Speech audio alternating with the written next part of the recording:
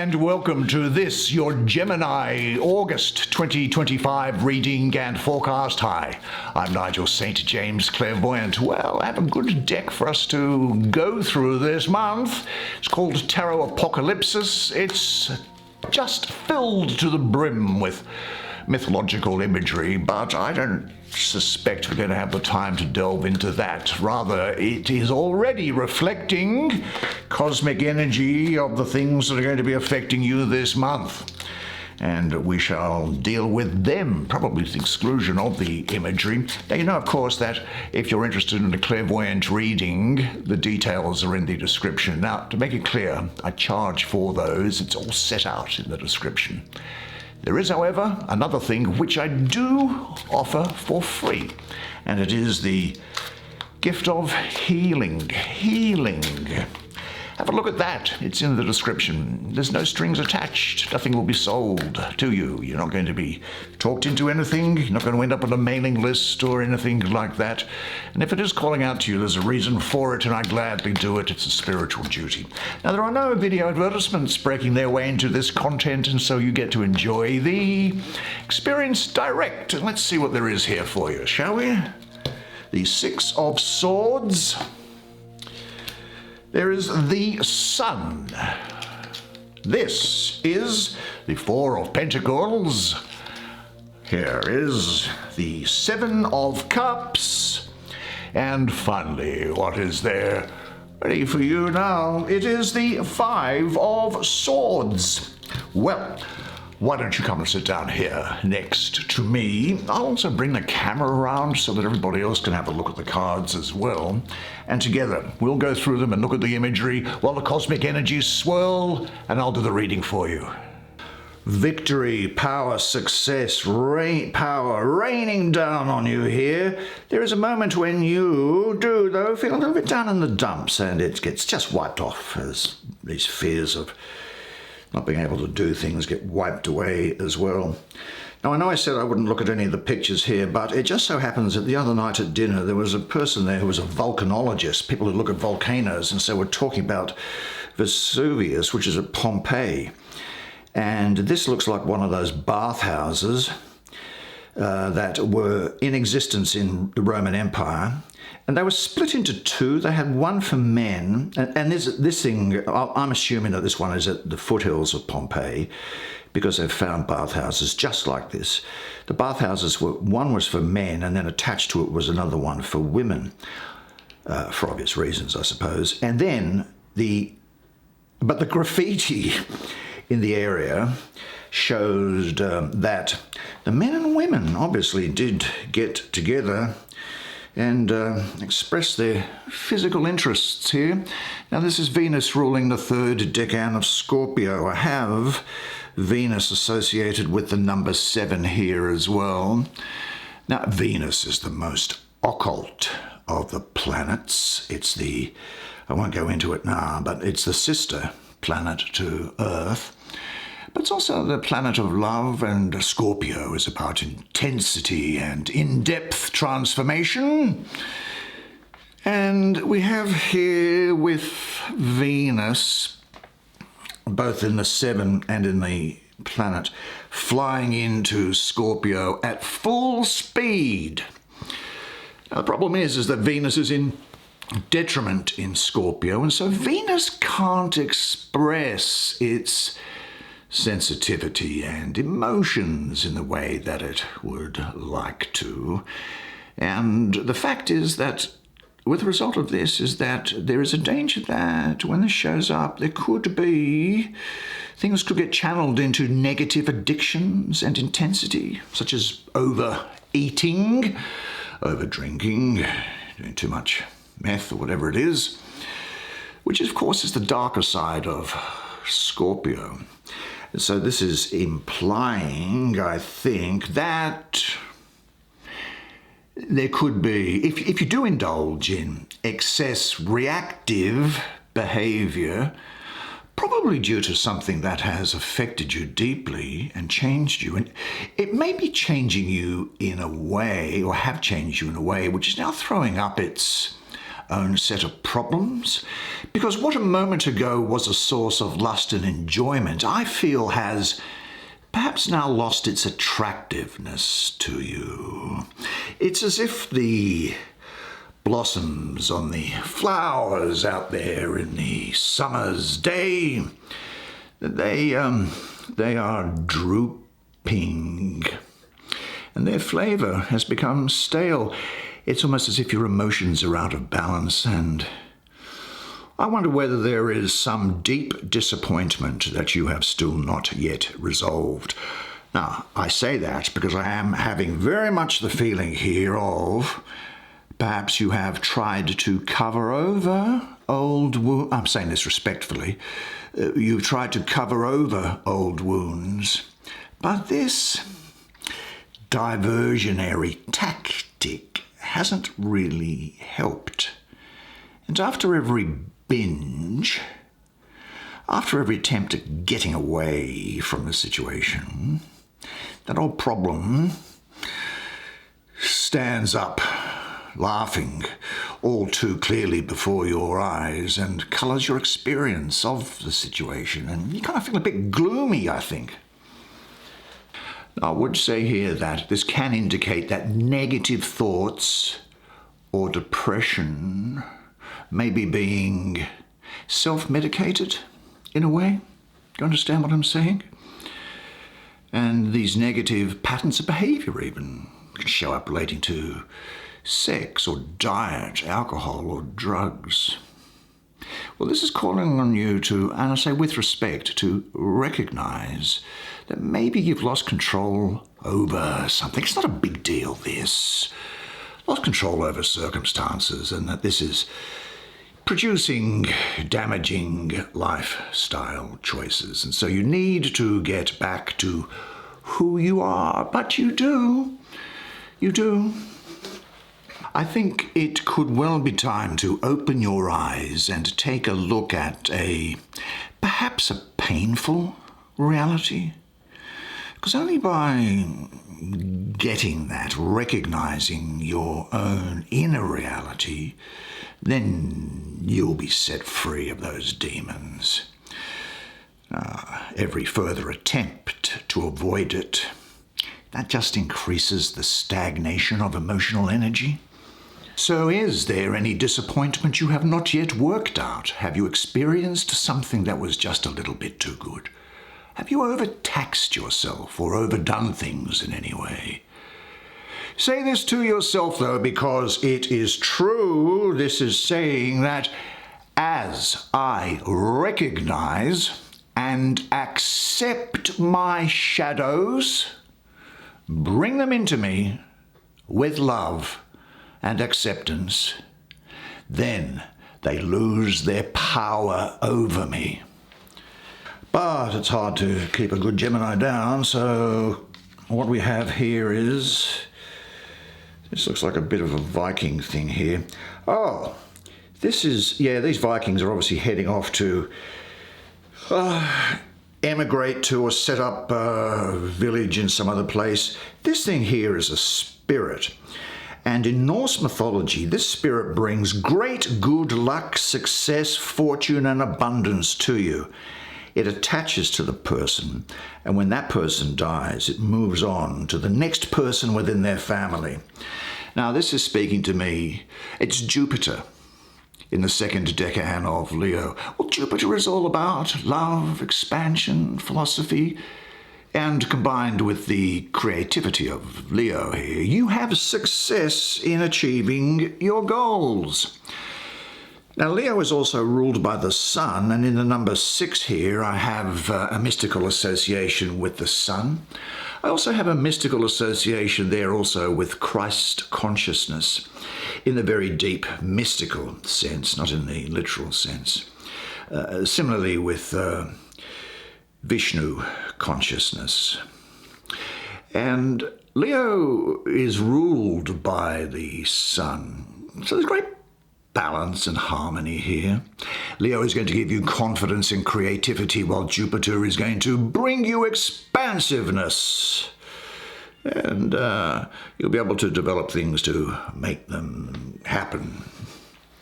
Numerologically, the 6 is also about transition, so moving from here to there, balance, solutions, and harmony.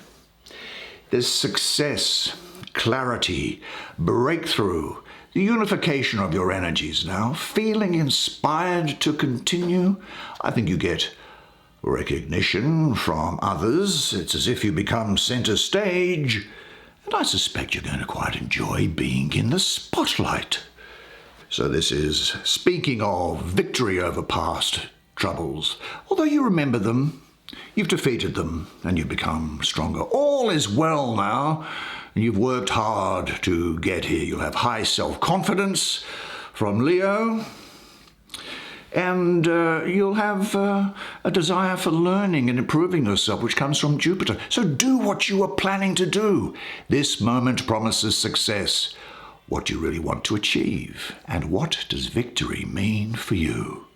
Say to yourself, I am now ready to enjoy success in my life. Every event in my life brings me closer to my final goal, and my victory brings benefits to all involved. And as if it couldn't get any better, you have the highest energy card that there is to have. Now, this is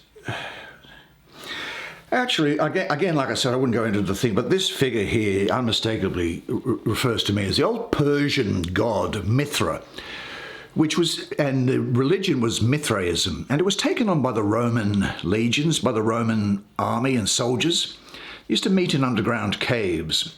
Mithra was a sun god. Birthday was December 26. There you go. What's interesting about it, it was a male-only religion. Sorry, ladies, but the Roman legions did what they wanted to do, and I'm not going back to argue with them. And so it was male only. But this is speaking to you of highly creative energy now and awareness, fulfilled love relationships, wisdom, transformation. If I was to sum this up in one word, this energy would be yes. Riches. I see marriage around here, good fortune, optimism, and happiness here. Well, the sun, of course, is the source of life, and it represents success and abundance. And these are going to follow you at the present time.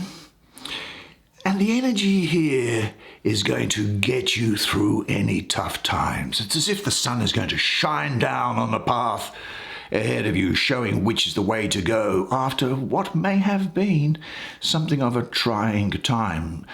So, grab hold of your goals and give it everything you've got. If you have had tough times, things are going to get better. You can move mountains. People moving in together, relationship, deepening existing relationships, marriage. The fulfillment of your wishes is possible here and now. And so just relax and give yourself up to it. What task or project is on the agenda for you now? Do it. Concentrated energy. Visualize the light and warmth of the sun in your chest and heart. And for the next few days, remind yourself several times daily that the sun is shining in and through you. Say this to yourself: I work well in teamwork situations. I enjoy making contributions to group efforts. I am a cooperative person. I am in harmony with the divine light which fills and guides me. And speaking of this sun, here is the sun in Capricorn, which is really so good. And what a great card. This is some king, obviously, riding on top of an elephant, which are pretty expensive back in those days. Look, the sun in Capricorn. Well, Capricorn is a feet on the ground, eye on the prize sort of a sign, isn't it? And the sun is energizing the Capricorn earth here. And material benefits and power are coming to you as a result. Now, the sun in astrology is the symbol of your dynamism or power. And Capricorn here is allowing you to apply your power in a useful way. Strong foundations here for you for stability. Maybe you're thinking of having something of a tight rein on the budget and being quite financially cautious, saving for the future, protecting yourself. I do have to say that this is a very materialistic energy here, and I don't know what that was. This is very materialistic energy here, and what it's bringing is power and material benefit to you. I think that you might need to just sometimes work out who you say no to, and not to waste your time on idiots is what I'm getting here. Look, you're willing to work for what you want. You'll have confidence in applying yourself to the world. And the fulfillment of your personal goals is completely possible now. And getting blown away is this, as you can see from all of this, is this thing. This has been with you and it's going away, but I'm going to mention it because it's... Hey, I'm looking at this picture again. Did you know in the Vikings, they had a particular room or an occasion whereby people could get into a room and hurl insults at one another. So people who didn't like each other could come up with insults or say terrible things about the other person, while everybody else would stand around and watch with amusement. And of course, the wittier and funnier the particular Viking was, that was better for everybody as well. Good way of letting off steam, I suppose, because the communities were quite small. Now, this is Venus in Aquarius, and Venus is... Venus can sometimes be weak, do you know? The two are at odds. Venus is not a fighting planet. Aquarius is a fighting planet, interestingly, ruled by Saturn, and Aquarius fights for causes. And so the individualistic and kind of dispassionate nature of Aquarius is clashing with Venus, which is the planet of relationship here. So I think that there could have been a case, I say pushing away, but within you, a fear of defeat, not a defeat, worried about defeat. This could be connected with relationships or more generally with the beginning of something which is of great importance to you. Maybe it's a fear of losing control, of experiencing the feeling that everything is slipping out of your hands.